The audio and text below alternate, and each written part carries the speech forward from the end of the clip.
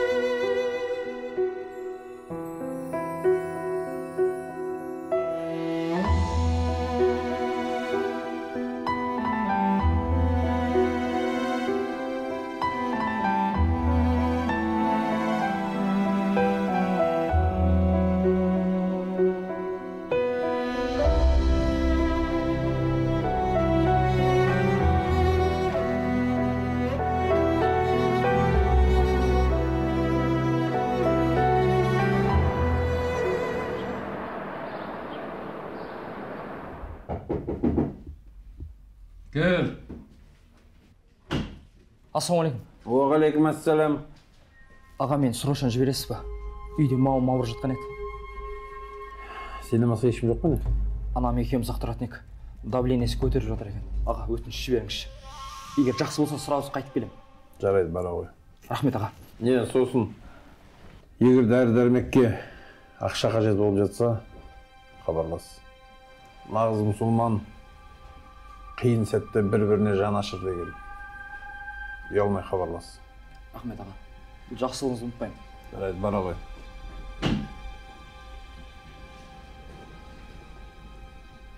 Осылай күндер өтіп жатты.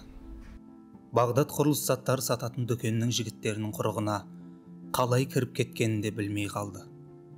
Бірте-бірте Бағдаттың дүкендегі лауазымын көтеріп, қандай да проблемалар болса, оны ақшаменен шешіп, өздеріне бауыр бастырды.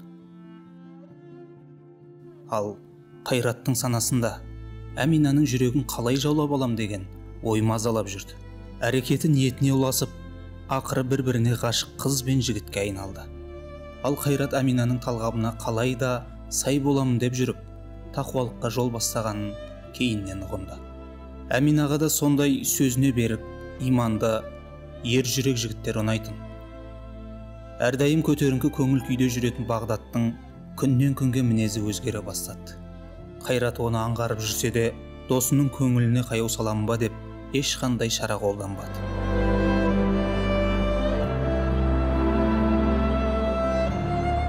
Ассалаумалейкум досым. Қалайсың? Уағалейкум ассаламу ва рахматуллахи баракатух. Бауырым, сенің көмегің керек болып отыр маған. Бүгін балдардың бәрін паркке жинашы. Аминаны сөз салайын деп отырмын. Бара алмаймын мен. Жұмыстарым көп. Кейін хабарласайық.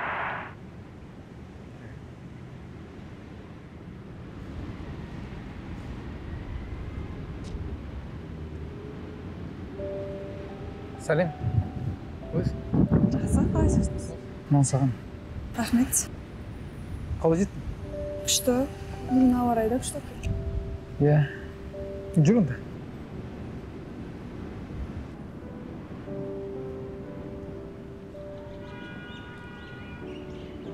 Жігіт романтик екен. Ертең уақытсыз келгенде мен де осылай сүйгеніме сөз саламын.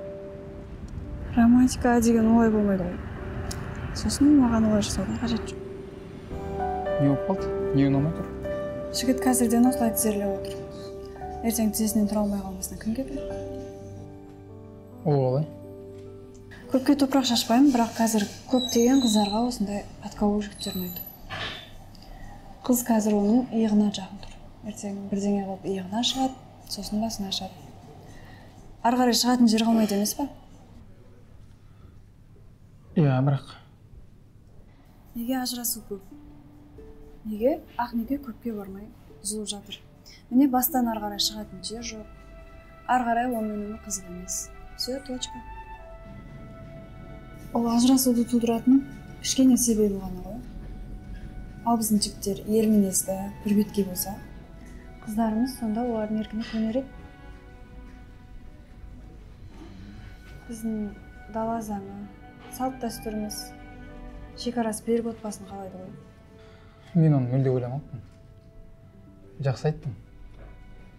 Бұдан кейін гүл беруді азайтатын сияқтымын ғой. Ол сөз гүл берме деген сөз емес қой. Жалпақтамай-ақ қыз жағын түсінуге болады.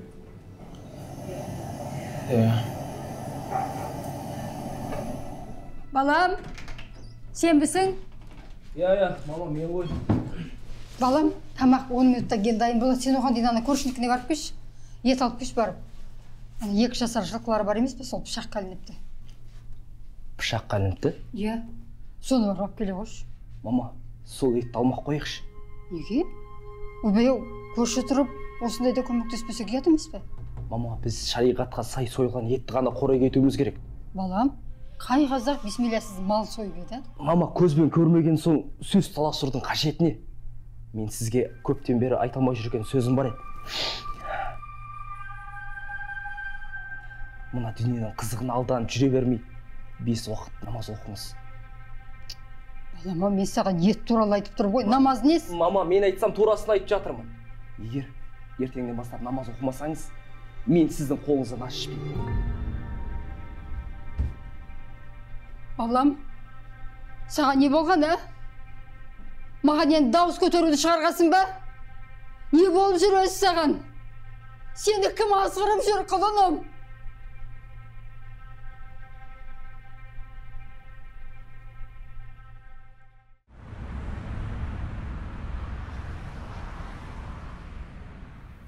Ассалауму алейкум рахматуллах. Ассаламу алейкум рахматуллах. Я Аллах, жеріміз бүтін, еліміз аман болсын. Отбасымызға ырыс береке, ынтымақ бере көр. Аумин. Ниетіңіз қабыл болсын. Әмин, айтқаның келсін балам.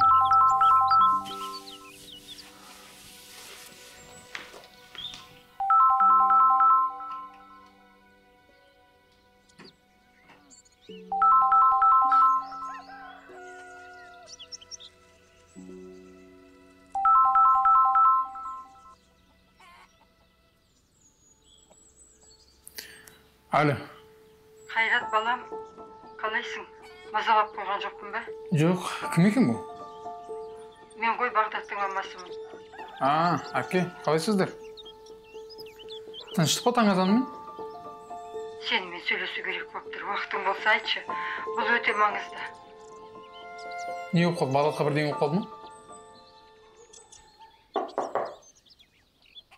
Кел. Ассалаумағалейкум. Рұқсат па? Уағалейкум ассалам. Кел, Қайрат. Сізге бір мәселемен келіп тұрған едім. Не мәселе? Иншалла шешеміз мәселеңді. Қалай айтсам екен? Не болды? Ақшадан қиналып жүрсің ба? Бауырымыз үшін ақша проблема емес. Жоқ аға, бәрі жақсы. Жұмыс жоқ кезде қол ұшыңызды создыңыз. Бірақ бауырым Бағдаттың мәселесі болып тұр.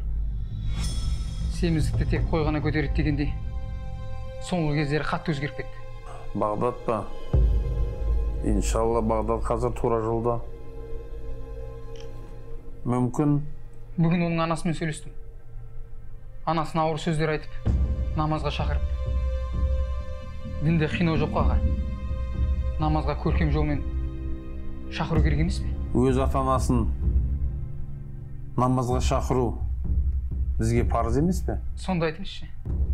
Ата-анасын көңілін түсіруде сіз үшін парыз ба? Қайрат, біз ертең намаздан сұраламыз. Бұнда тұрған ешқандай әбестік жоқ. Ешқандай әбестік болмаса, дұға етсін. Алла тағала қолын жайып сұраған құлының қолын бос қайтаруға ұялады деген емес пе? Өзінің кішкентай кезден мәпелеп өсірген анасының көңіл күйін түсіру сізге қайдам, бірақ мен үшін өте ауыр. Мұны маған неге айтып отырсың? Бағдат сіздерге жақын болғаннан бастап қатты өзгерді. Демек, сіздердің тікелей қатыстарыңыз бар. Ей Қайрат, жахилдің әңгімесін айтпа. Ата-анасын намазға шақырғаннан басқа ештеңе көріп тұрғаным жоқ. Сізбен салғыласудың ешқандай маңызы жоқ екен. Мен жай ғана сізге рахмет айтуға келдім. Жұмысыңызға рахмет.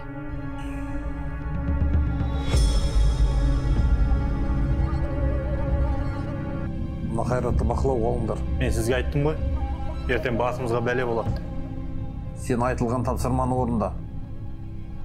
Мына Қайратты Бағдатқа жолықтырмауға тырысыңдар.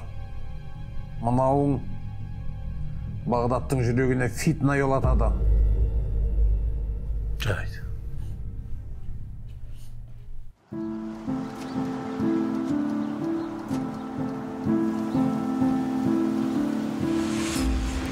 Сенен басқа кімге айтамын? Баяғы Бағдатым қайда? Мұндайын білгенде, жұмыс істемесе де үйде отыра берген жақсы еді ғой, құлыным осы.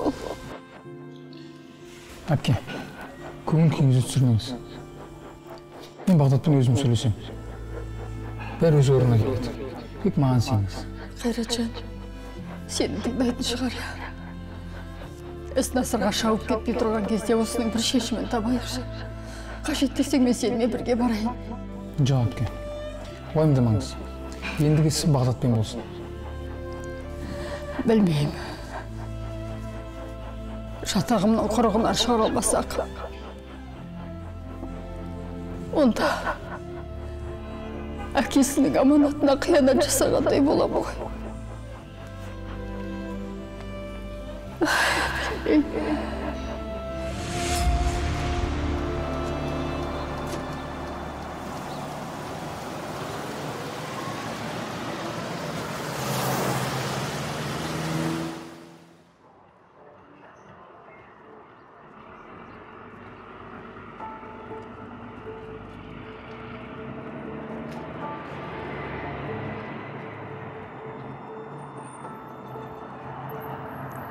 Алло, ассалаумағалейкум.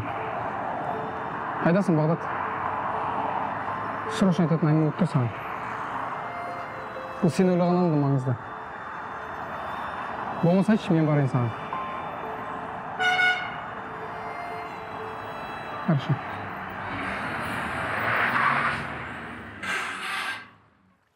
Екеуміз бала кезден бері бірге өсіп келе жатырмыз. Сен менің, мен сенің қандай екенімізді беске білеміз. Мен нормально жүрмін, сен ойлағандай емес. Бақа, көзбен көріп жүргеннен айтып отырмын. Біріншіден, сен менің өзімнің атымен ата. Анам жайлы айтуға келсең, осы жерден әңгімені тоқтатайық. Және шаруаларым көп. Бітпейтін не шаруа ол? Саған қатысы жоқ. Маған қатысы жоқ па? Иә. Бағдат, түсім ашады. Түсім, түс. Не етмекшісің ба не? Есіңді жиі. Ал не болды? Кім саған күш беріп жүрген айтшы? Неге соншама өзгеріп кеттің? Бауырым, сен оны түсінбейсің. Маған сен сияқтармен сөйлесуге болмайды. Сендер жүрекке фитна саласында. Тоқта, сен не оттап тұрсың? Мен ғой бауырым. Бауырым? Менің сендей бауырым жоқ. Мұсылманға ісімен де, тілімен де зиян тигізбейтіндер. Ал сен болсаң мен ұрмақшысың. Ұстаздар айтқанда, сен бенем. Рас екен. Ұстаздарың кім? Ана жұмыстағы бастығың ба? Бастығың ба деп қалыпсың. Кеше ғана сол жерден ризық азығыңды алып жүреді ғой. Қазір әңгімең басқаша. Мен сені түсінбедім. Олар тыңдама, Бағдат. Олар адасқан. Адасқан? Ей, мына сендер адасқан. Түсінбедім. Аузыңа келген сөйлей берме. Жүрш, мен сені имамға апарайын. Имамға? Атама оларды. Олар түгелімен бидағатшықтар. Сен бірінші бидағатшық не екенін білесің бе өзі? Ол маңызды емес. Олар жүрекке күдік ұялататындар. Нағыз мұсылман екенсің. Онда неге анаңды ренжітесің, айтшы? Оны мен өзім сөйлесем. Сен менің отбасыма араласпа. Бағдат, бауырым. Тағы да айтам, қайталап айтам. Сен менің бауырым емессің. Қош бол. Бағдат.